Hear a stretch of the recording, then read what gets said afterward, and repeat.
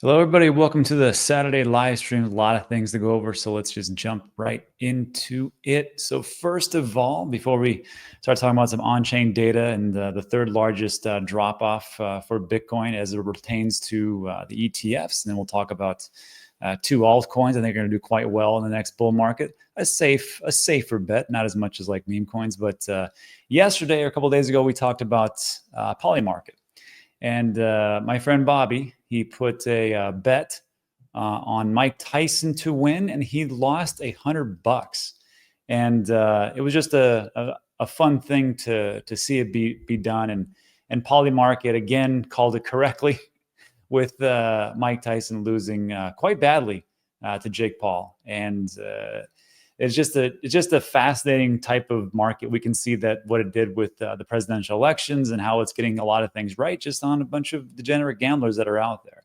And when I take a look at it, I think the next one that Bobby would probably get into would be this one. I took a look at this, and I think he would definitely want to bet on if Bitcoin is above $90,000 on November 22nd. And right now, so far, for what Polymarket says, it looks like we're going to be above 90,000 on November 22nd. So we'll see how it all works out. I'll let you know what Bobby does, and we'll go from there. So let's just jump into the on-chain data. So today, or just data itself, not really on-chain, it's ETFs. But this was a piece that's been put out. I just saw this being mentioned prevalently on X or on Twitter. Bitcoin ETFs witnessed the third highest outflow since launch. And the other two times foreshadowed price bottoms. And of course, when you read that, you're like, well, that sucks, because that means that now we're going to see we had a miraculous, fantastic run, and now we're going to drop off the face of the earth. And it's really not really what it is. So this is coming to us from CoinDesk, and they state that each time we see an outflow greater than 400 million, we have seen a local bottom in price, which can be seen on May 1st and November 4th. And they lay it out prominently here.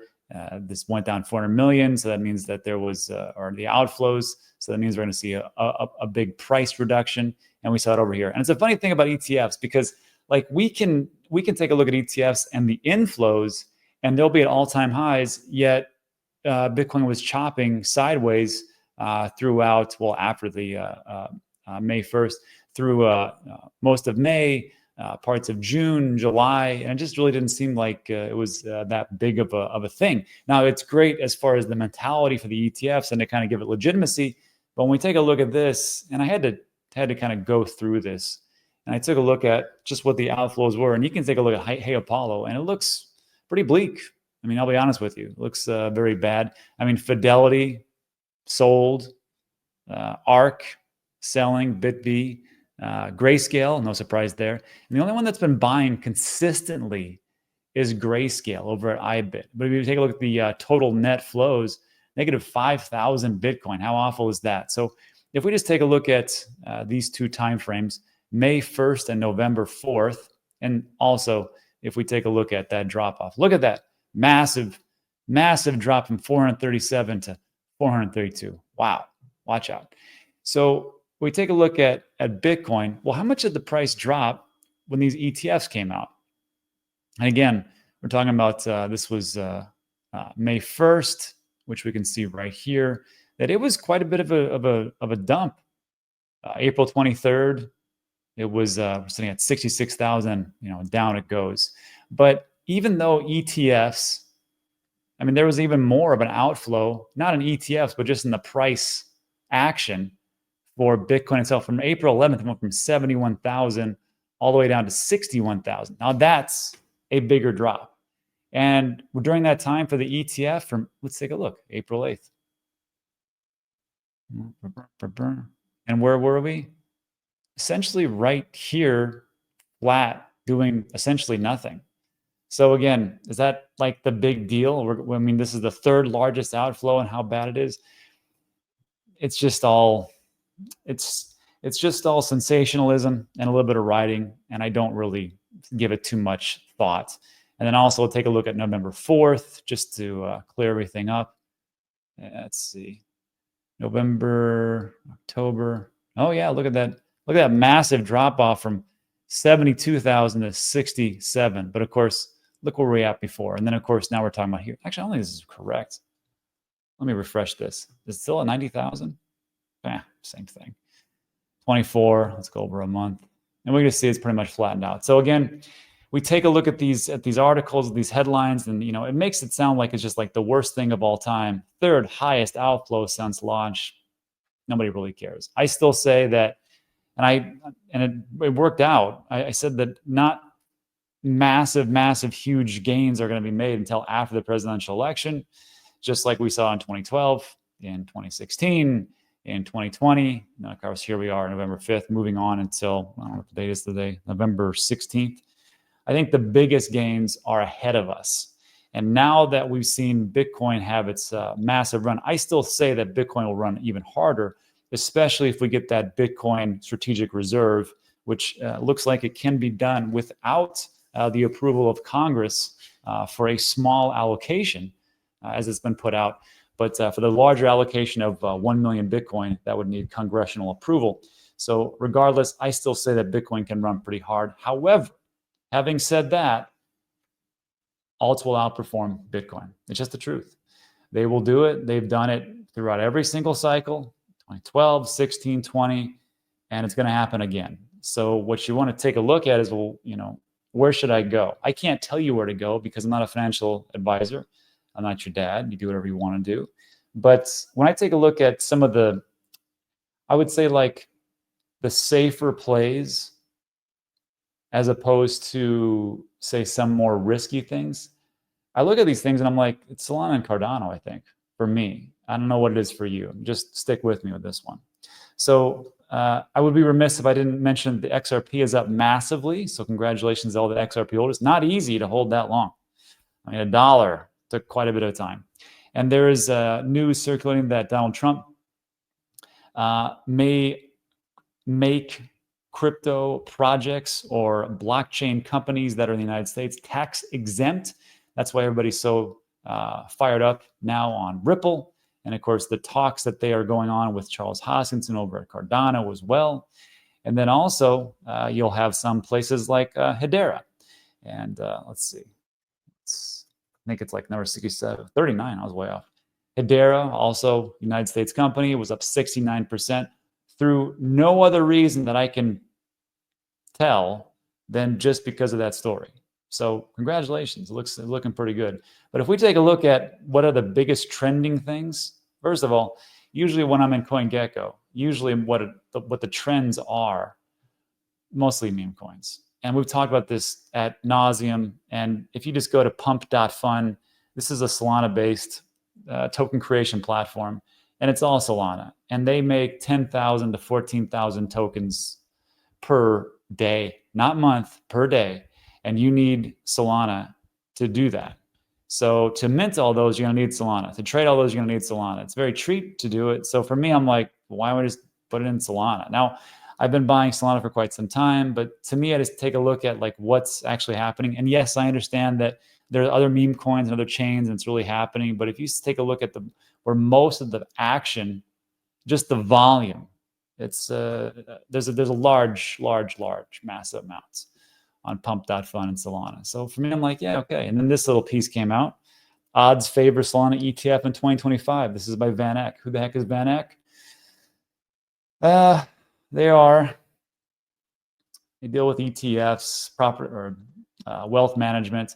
They have almost $100 billion of assets under management. So they've been very bullish on beginningly gold. Then they got into Bitcoin. And of course, there's other commodities and things like that. But this is from one of their analysts. So just take it with a grain of salt. This is going to happen. But if it does happen, I mean, the price will probably explode. So it states the odds of a Solana ETF listed in the United States before the end of 2025 are overwhelmingly high. Matthew Siegel, Van Eck's head of digital asset research. Let me just preface it with this. Matt Siegel is not 100% correct all the time. If you take a look at some of his calls beforehand, you'll know nobody's perfect, and Matthew definitely is not. But he says we would expect the SEC to approve more crypto products than they have in the past 4 years. And I have to agree with him on that one, especially as Gary Gensler gets he can't get fired, but he knows he's going to step down because it's a new administration. Why would he stick around? Usually that's what the bureaucrats in Congress or in those three-letter position heads do. They just step down for the which is best for the country. I say that Gary should step down right now, but he's stubborn, so whatever. And then this is the tweet that's out there. So yeah, if an ETF comes out for Solana, and then we're actually using it to make meme coins, and whether if you agree on meme coins or not, there's still a utility. People still have to use Solana. They still have to create it. So with that, I'm like, okay, this is what I'm going to do, and I've been dollar cost averaging Solana back on it. But the question is, well, how high can it go?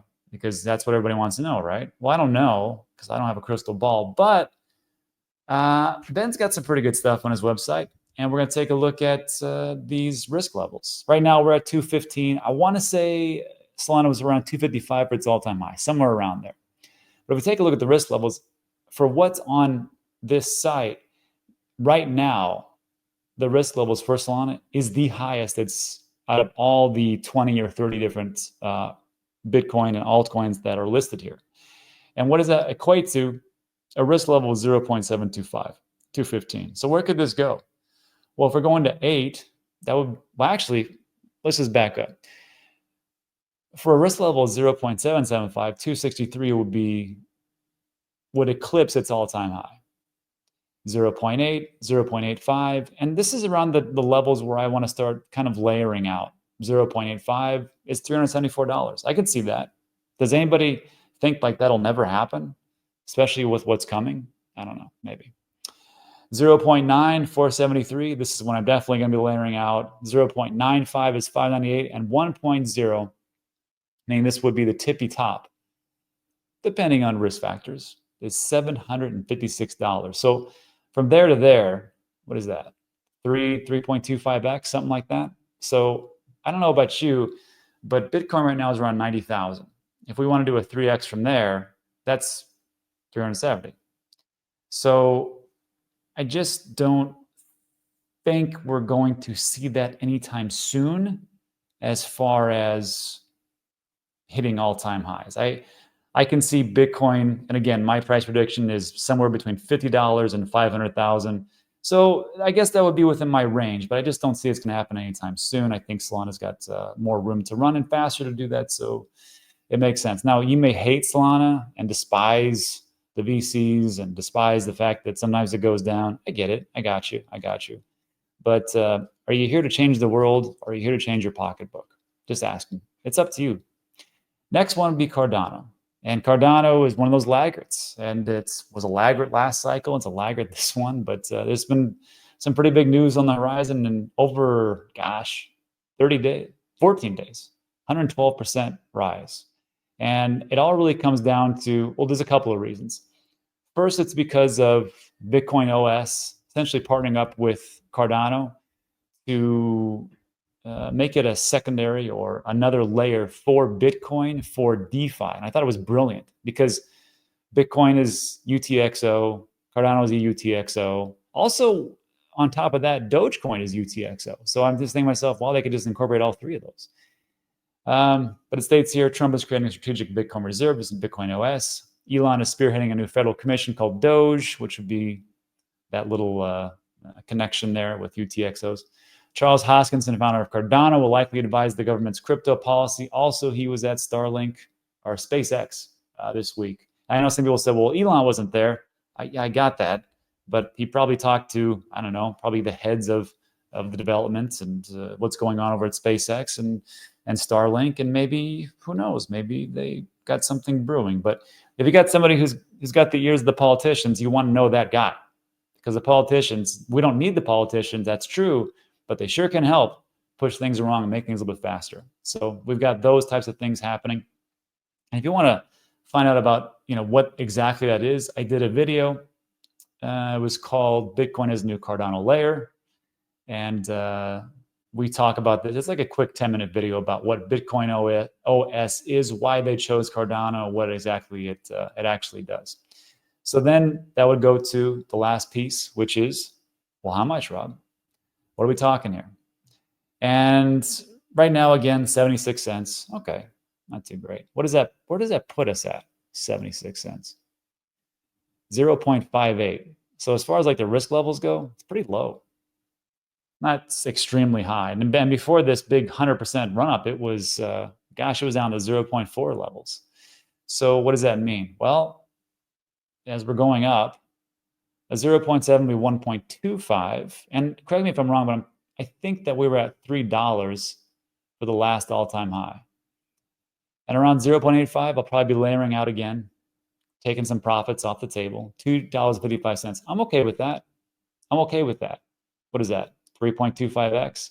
But what if we hit up to the nines for the 9.5s? You're at $4, and for this time frame, take this with a grain of salt as far as risk levels. $5.21, $5.22 at a near perfect 1.0. That's not bad.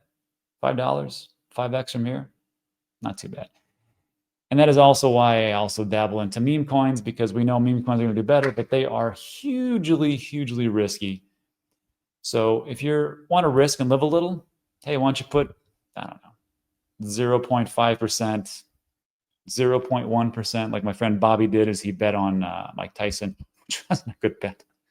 And that's it for today. So look, if you like today's video, give it a thumbs up, consider subscribing. When we talk about is time sensitive now. If you want to stick around, I'll answer all your questions the best of my abilities. We'll do a little Q&A. If you got to take off, go enjoy the beautiful Saturday and enjoy your life.